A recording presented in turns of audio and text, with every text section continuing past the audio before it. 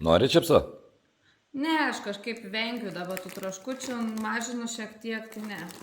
A, nenori, tai nenori. O tai tu dabar nori pasakyti, kad tu čia viens pats sėdėsi valgysi. Nu taip. Tai tau, pavyzdžiui, sąžinė rami, kad aš sėdžiu šalia ir nevalgau, o tu valgai. Nu tai tu sakai, kad tu nenori.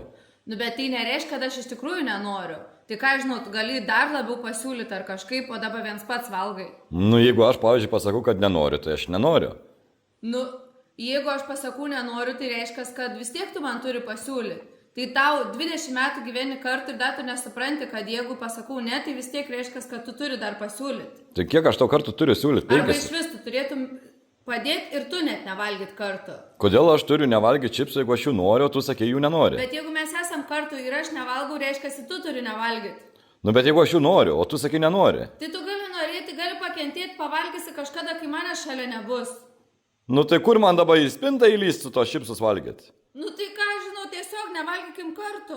Nu tai jau aš jų noriu.